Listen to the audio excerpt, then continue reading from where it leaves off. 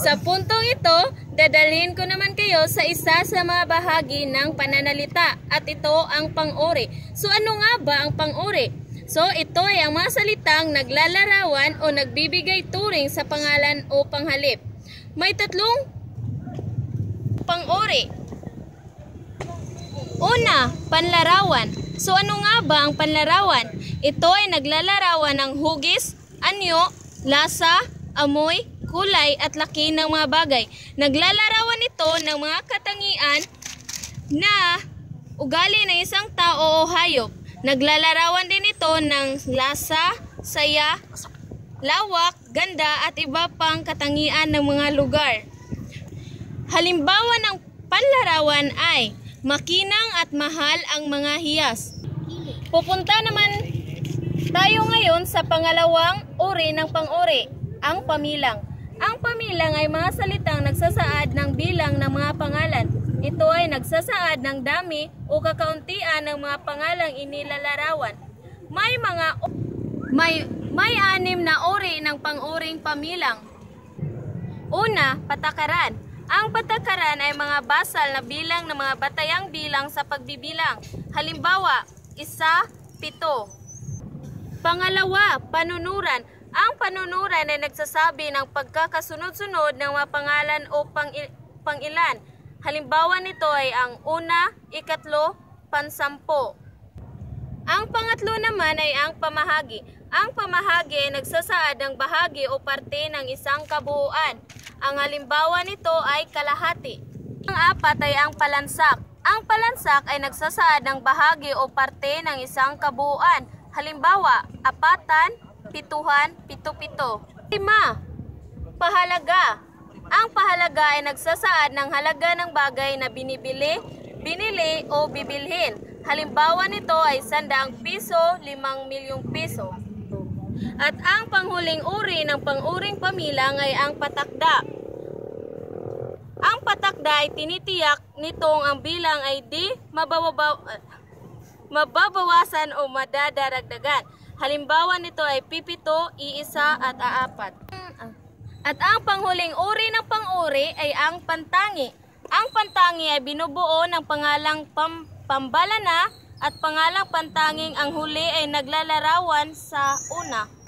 Ang pangalang pantangi ay tinuturing sa pangalang pambalana. Halimbawa, mula raw sa lahing dragon ang mga ahas.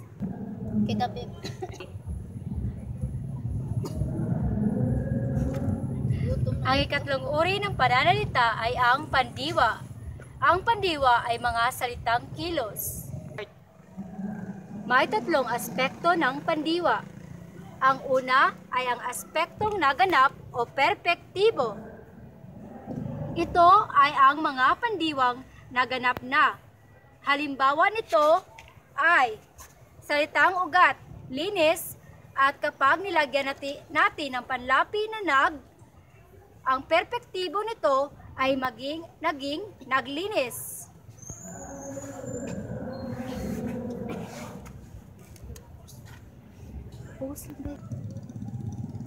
Kung may perpektibo, meron ding perpektibong katatapos. Ito ay katatapos pa lamang ang kilos bago nagsimula ang pagsasalita. Ito ay nasa ilalim ng perpektibo. Ginagamitan ito ng unlaping ka at inuulit ang unang pantig ng salitang ugat. Mga halimbawa, ang salitang ugat ay linis at ang panlaping gamit ay ka. Ang perpektibong katatapos nito, ang linis ay maging kalilinis. Ang pangalawang aspekto ng pandiwa ay ang aspektong nagaganap o imperpektibo.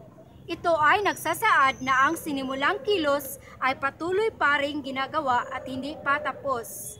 Ang halimbawa nito ay ang salitang ugat ay linis ulit. Halimbawa, lalagyan natin ng panlapi na nag ang salitang linis. Ang imperpektibo nito ay naging naglilinis na ang salitang linis. Ang pangatlong aspekto ng pandiwa ay ang aspektong magaganap o kontemplatibo. ito ay ang kilos ay hindi pa nauumpisahan at gagawin pa lamang. Ginagamitan ito ng unlaping mag at inuulit ang unang pantig ng salitang ugat o di kaya ay pag-uulit lamang ng isang pantig ng salitang ugat at lalagyan ng hulaping an. Halimbawa, linis. Ang panlaping ilalagay natin sa salitang ugat na linis ay mag at an. At ang perpektibo nitong anyo ay maglilinis o lilinisin. Mga bata, punta na naman tayo sa ika-4 na bahagi ng pananalita. Ito ang panghalip. Ano nga ba ang panghalip? Ito ang mga panghalili ng mga pangalan. May tatlong kaukulan ang panghalip. Ito ay ang palagyo. Palagyo ay kung ang panghalip ay ginagamit na paksa at kaganapang pansimuno sa pangungusap. Mga halimbawa, ako, ikaw, ka, siya, kita, tayo, kayo, sila, ito, iyan, iyon. Ang pangalawang kaukulan ng panghalip ay paukol o palayon.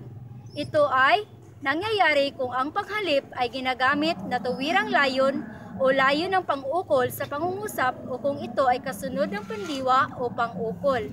Halimbawa nito ay ko, mo, niya, natin, ninyo, nila, dito, dyan, at doon. Ang pangatlong kaukulan ng panghalip ay ang paari.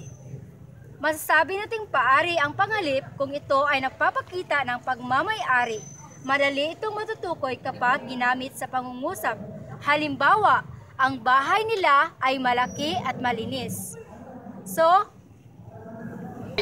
mga bata, natalakay ko na ang 4 na bahagi ng pananalita. Ang pangalan, pandiwa, pang-uri, at panghalip. Ngayon, may natutunan ba kayo? Oo! Maraming salamat naman at may natutunan kayo. At yun lang naman po ang 4 na bahagi ng pananalita. Maraming salamat at babush!